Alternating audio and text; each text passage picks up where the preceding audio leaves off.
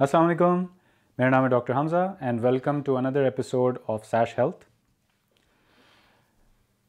Social media पे बहुत सारी वीडियोस वायरल हो रही हैं आजकल इस कोरोना वायरस या कोविड-19 से मुतल्लिक, और वो हो रही हैं कि ये बीमारी है ही नहीं, ये एक फैब्रिकेटेड इलनेस है, ये बनाई गई इलनेस है और हॉस्पिटल्स और गवर्नमेंट्स इसको यूज़ कर रहे हैं अपने नंबर्स बढ़ाने के लिए और कोई नई चीज़ें ट्राई आउट करने के लिए। तो मुझे नहीं पता कि इसके पीछे क्या प्रोपेगेंडा है, इससे कोई फ़र्क पड़ता नहीं है, लेकिन ये मैं ज़रूर कह सकता हूँ कि ये एक बीमारी है और ये एक फैक्ट है। ये एक वायरस है जो कि एग्ज़िस्ट करता है और ये पेशेंट्स को बीमार कर रहा है और कुछ पेशेंट्स की जान भी ले रहा है। इसको मैं आप इस तरह से समझाने की कोशिश करूँगा, प्रूव करने की कोशिश करूँगा कि पहले हम बात करेंगे इस कोविड-19 डिज़ीज़ के बीमारी के अलामात के बारे में। फिर हम देखेंगे कि इस पे पेशेंट को इन्वेस्टिगेट कैसे किया जाता है, मतलब तशख़ीस कैसे की जाती है इसकी। फिर उसके बाद इसकी ट्रीटमेंट क्या होती है और इसकी आउटकम क्या है। तो हम इन चीज़ों पे बात करते हैं। तो मैं एक इमरजेंसी कंसल्टेंट हूँ। मेरे कॉलीग्स, मेरी टीम, हम दिन रात यही पेशेंट्स देख रहे हैं पिछले 2-2.5 महीने से। सिर्फ यहाँ यूके में नहीं, पाकिस्तान में भी और पूरी दुनिया में इस तरह के पेशेंट्स आ रहे हैं जो कि बाकी पेशेंट से उनके अलामात अलग हैं, उनकी इन्वेस्टिगेशंस अलग आ रही हैं, उनकी आउटकम अलग आ रही है। अलामात से शुरू करते हैं। तो अलामात किसी भी बीमारी की जो होती हैं वो या तो माइल्ड होती हैं, मतलब इतनी सीवियर नहीं होती, और ये जाती है, उसका स्पेक्ट्रम जो है जाता है बहुत सीवियर पे या लाइफ थ्रेटनिंग पे। तो माइल्ड सिम्टम्स कोरोना वायरस के क्या होते हैं? बहुत कॉमनली हम देख रहे हैं कि सबसे माइल्ड सिम्टम इसका जो हम आ रहा है हमारे सामने वो ये है कि पेशेंट्स को चीज़ें सूंघने में और उनका में मुश्किल हो रही है और जायका ख़राब हो रहा है। उसके बाद कुछ पेशेंट्स को खांसी होती है और हल्का बुखार होता है, और जैसे जैसे वो बीमारी बढ़ती जाती है, सिवियरिटी ज़्यादा हो जाती है, तो उनका बुखार का लेवल तेज़ हो जाता है, बुखार बहुत ज़्यादा हो जाता है, हाई ग्रेड फीवर होता है, खांसी उनकी बढ़ जाती है, सांस लेने में बहुत दुश्वारी होती है, और फिर अगर वो हॉस्पिटल में आते हैं, डॉक्टर्स, नर्सेज या हेल्थ केयर प्रोफेशनल उनकी ऑक्सीजन लेवल चेक करते हैं, तो पता ये चलता है कि उनकी बॉडी में ऑक्सीजन की लेवल कम है। वो ख़ुद से ऑक्सीजन की रिक्वायरमेंट पूरी नहीं कर पा रहे। तो इस तरह से हमें उनको ऑक्सीजन सप्लाई करनी पड़ती है। उस पर हम थोड़ी देर में बात करेंगे। तो ये तो हो गई अलामात। अब हम बात करते हैं कि इन्वेस्टिगेशन, मतलब हम इनको, जैसे आपने बाकी बीमारियों में देखा होगा कि कुछ अलामात होते हैं, उसके बाद हम कुछ टेस्ट करते हैं, तो इसमें भी कुछ टेस्ट किए जाते हैं। कुछ टेस्ट इसके बिल्कुल जनरल टेस्ट हैं जो कि तकरीबन हर बीमारी में किए जाते हैं जो कि मरीज़ एडमिट हो रहा होता है। उसमें हम ये देखते हैं कि इसमें उन टेस्ट में कुछ इन्वेस्टिगेशन का रिज़ल्ट ऐसा आ रहा है जो कि हमने बाकी बीमारियों में, ख़ास तौर पे फ्लू में, बाकी निमोनियाज़ में नहीं देखा है। तो ये ख़ुद एक एविडेंस है कि ये बीमारी एग्जिस्ट करती है। उसके बाद अगर हम ये ब्लड टेस्ट से हट के फिर हम ऑक्सीजन लेवल उनकी चेक करते हैं, जो कि उंगली पे एक प्रोब रखने से भी हो सकती है, कान पे एक प्रोब रखने से हो सकती है, या खून के टेस्ट करने से हो सकती है। तो उसमें हम देखते हैं कि ऑक्सीजन की रिक्वायरमेंट बढ़ जाती है, मतलब बॉडी में ऑक्सीजन कम हो जाती है। तो सीने का एक्सरे जब हम करते हैं तो उसमें भी कुछ ऐसी फाइंडिंग्स हमें मिल रही हैं जो कि आम निमोनिया में या आम फ्लू में नहीं मिलती हैं। और इसी तरह से सीटी स्कैन, सीने का भी सीटी स्कैन होता है, उसमें भी हम ये फाइंडिंग्स देख रहे हैं। लेकिन अब इसकी जो स्पेशल इन्वेस्टिगेशन है, कोरोना वायरस की टेस्टिंग की जाती है जो कि स्वैब के ज़रिए होती है। तो वो भी टेस्ट पॉजिटिव आता है या नेगेटिव आता है। अगर पॉजिटिव आता है तो ये हमें पता चल जाता है कि उसको ये बीमारी है, लेकिन अगर नेगेटिव आता है तो ज़रूरी नहीं है कि उसको बीमारी ना हो सकता है कि सैंपल लेने का तरीका सही ना हो, या मरीज़ जो है वो उस डॉक्टर या नर्स के साथ ताउन नहीं कर रहा हो, क्योंकि ये जो है काफ़ी क्या कहना चाहिए, अनकम्फर्टेबल टेस्ट होता है नाक से या हलक से लेना। तो अगर आप सही से कोऑपरेट नहीं करेंगे तो आपका टेस्ट हो सकता है नेगेटिव आए और आपको लगेगा कि ये मुझे तो कोरोना वायरस है नहीं, हालांकि आपको शायद कोरोना वायरस हो। तो ये तो हो गई बात इन्वेस्टिगेशंस की। तो आई थिंक सबसे सिंपल चीज़ है इसमें समझना कि जो इमीडिएटली ट्रीटमेंट हम चेक भी करते हैं और देना भी शुरू करते हैं वो है ऑक्सीजन। तो ऑक्सीजन सप्लाई करने के बहुत सारे तरीके हैं। अगेन ये मैं बताऊंगा कि माइल्ड से लेके सीवियर वाली बात आती है। तो अगर माइल्ड तो हो सकता है उनको ऑक्सीजन की रिक्वायरमेंट ना हो, तो उनको ऑक्सीजन की ज़रूरत नहीं है।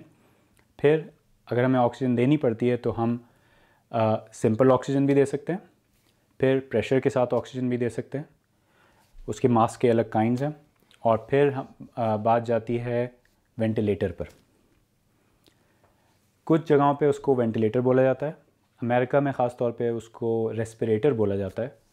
तो ये सब चीज़ें एक ही चीज़ को इंडिकेट करती हैं, और वो ये है कि आपको प्रेशर के ज़रिए और ट्यूब के ज़रिए ऑक्सीजन डिलीवर की जा रही है। यहाँ एक चीज़ का ज़रूर ध्यान रखिएगा कि जब पेशेंट को वेंटिलेटर पर डाला जाता है तो उसको एक मेडिकल कोमा में डाला जाता है, यानी उसको ऐसी मेडिसिन दी जाती हैं जिससे वो सो जाए, सिडेट हो जाए, ताकि वो वेंटिलेटर का प्रेशर और वो ट्यूब अपने अंदर बर्दाश्त कर सके, ताकि वो बेहतर हो, उसके लंग्स को टाइम मिले हील होने का और उसकी ऑक्सीजन रिक्वायरमेंट हम पूरी कर सकें। क्योंकि कोई भी कॉन्शियस बंदा अपने होश में वो प्रेशर और वो ट्यूब बर्दाश्त नहीं कर सकता। यहाँ मैं एक और चीज़ बताता चलूँ आपको कि वेंटिलेटर या रेस्पिरेटर के बारे में ये मिथ ज़रूर है कि जो पेशेंट वेंटिलेटर पे गया वो उससे निकल के वापस नहीं आएगा, उसका अंजाम इवेंचुअली डेथ ही होगा। ऐसा नहीं है। हम अपने हॉस्पिटल में यहाँ देख रहे हैं और हमारे पास बहुत सारे हॉस्पिटल्स का दुनिया भर का डाटा ये मौजूद है कि शुरू में हाँ इसकी मोर्टेलिटी ज़्यादा थी, मतलब डेथ ज़्यादा हो रही थी, लेकिन अब मेजॉरिटी जगहों पे ओवरऑल इसका तकरीबन 30% मोर्टेलिटी है। मतलब 70% लोग तकरीबन जो है वो इस वेंटिलेटर से हट के उस वेंटिलेटर से बाहर आ गए, मतलब उनको वेंटिलेटर की ज़रूरत नहीं हो रही है। हाँ, 30% की डेथ्स हो रही हैं बिल्कुल, और ये हमारे पास इंटरनेशनल डाटा मौजूद है। और वो क्यों हो रही हैं? क्योंकि साइंसदानों ने, डॉक्टर्स ने मिल के इस पर मुस्तकिल दिन रात रिसर्च हो रही है, और ये पता चला है कि कुछ ग्रुप्स जो हैं वो ज़रा ज़्यादा प्रोन हैं, ज़्यादा इफ़ेक्ट होते हैं, उनकी वेंटिलेटर से निकलने के चांस या उनके पेचीदगी के चांस ज़्यादा हो जाते हैं। जैसे पेशेंट्स जिनकी एज बहुत ज़्यादा है, बहुत बूढ़े लोग, वो मरीज़ जिनको बहुत सारी बीमारियां हैं एक साथ, जैसे शुगर है, ब्लड प्रेशर की बीमारी है, हार्ट की बीमारी है, पहले से कोई लंग की बीमारी है, स्मोकर्स थे, तो उन पेशेंट्स में ये पेचीदगी बढ़ जाती है। फिर और कौन से पेशेंट हो सकते हैं जो पहले से बहुत सारी दवाइयों पर हैं, ख़ासतौर पे स्टेरॉइड्स पे पहले से हैं, और उनको कैंसर की बीमारी है, तो या उनका वज़न बहुत ज़्यादा है, तो ये सारे पेशेंट जो हैं इनमें पेचीदगी के चांसेस ज़्यादा होते हैं।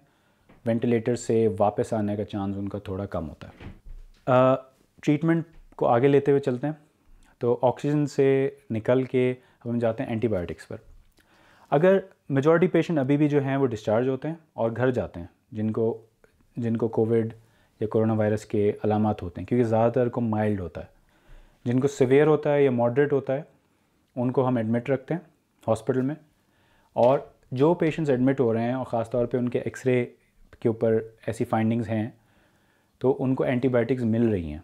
इस पे भी बहुत सारी वीडियोस बनी हैं कि उनको एंटीबायोटिक नहीं दे रहे हैं, एंटीबायोटिक ना दे के पेशेंट्स को मारा जा रहा है। तो ऐसा कुछ भी नहीं है। अगर पेशेंट एडमिट हो रहा है, उसकी ऑक्सीजन रिक्वायरमेंट है, उसके एक्सरे पे फाइंडिंग्स हैं, या उसको साथ साथ निमोनिया भी हो रहा है, ये दोनों चीज़ें कोएग्जिस्ट भी कर सकती हैं, मतलब साथ साथ भी हो सकती है, तो उनको एंटीबायोटिक्स मिल रही हैं और काफ़ी स्ट्रॉन्ग एंटीबायोटिक्स मिल रही हैं। तो ये तो हो गई एंटीबायोटिक्स की बात। अब इसका कोई इलाज है, कोई डेफिनेटिव इलाज है कि आपने ये मेडिसिन दी तो कोरोना वायरस आपकी बॉडी से ख़त्म हो गया, खारिज हो गया, या फ़ौरन ठीक हो गया पेशेंट? तो ऐसी अभी तक कोई भी ट्रीटमेंट सामने नहीं आई है। तहकीक हो रही है, बड़े बड़े जो साइंसदान हैं, बड़े बड़े डॉक्टर्स इस फील्ड में, आईसीयू के, इमरजेंसी के, हर तरह के इन्फेक्शस डिजीज़ के लोग अलग अलग ट्रीटमेंट्स सामने ला रहे हैं। सबका अपने अपनी जगह जवाज़ है, लेकिन किसी ट्रीटमेंट का भी अभी तक पूरी तरीके से 100% कोई एविडेंस नहीं है। लेकिन अभी तक ऑब्जर्वेशंस कुछ मेडिसिन के बारे में सामने आई हैं और फिर उन पे मज़ीद ट्रायल होने की ज़रूरत है। तो ये कहना कि अगर आप एजिथ्रोमाइसिन ले लेंगे तो बिल्कुल ठीक हो जाएंगे, या हाइड्रोक्सीक्लोरोक्विन ले लेंगे तो बिल्कुल ठीक हो जाएंगे, तो ऐसा कुछ भी नहीं है। और ये दोनों मेडिसिन जो मैंने अभी आपको कही हैं, बताई हैं, इस पे तो एविडेंस सामने ये आया है कि इनकी पेचीदगी ज़रा ज़्यादा हो रही है अगर ये आप दे रहे हैं तो आई होप आने वाले कुछ हफ्तों में, कुछ महीनों में इसकी प्रॉपर ट्रीटमेंट निकले और इसके बचाव के लिए जो है वैक्सीन सामने आ जाए। इस पर काफ़ी ज़ोर शोर से काम हो रहा है, तो आई होप वो सक्सेसफुल हो और हर किसी को ये चीज़ मिले और हर कोई इस पर प्रोटेक्ट हो। इस पर सबसे ज़्यादा ज़रूरी, इस पर मैं जितना ज़ोर दूँ वो कम रहेगा। प्लीज़ इस बात को आप लोग भी समझें और इसको फैलाएं भी, वो है इसकी एहतियात। तो जो आपकी लोकल अथॉरिटीज़, आपके डॉक्टर्स, आपकी गवर्नमेंट आपको बता रही है कि सोशल डिस्टेंसिंग रखनी है, बाहर कम से कम जाना है, हाथ 20 सेकंड तक अच्छी तरह से धोना है और बार बार धोना है, इन सब चीज़ों का अगर आप एहतियात करेंगे तो आपका भी फ़ायदा होगा, आपकी फैमिली का फ़ायदा होगा, आपके मुल्क का फ़ायदा होगा और इवेंचुअली पूरी दुनिया का फ़ायदा होगा। तो आई होप आपको ये वीडियो पसंद आई होगी। प्लीज़ लाइक करें, शेयर करें, सब्सक्राइब करें और thank you very much for watching. Bye bye.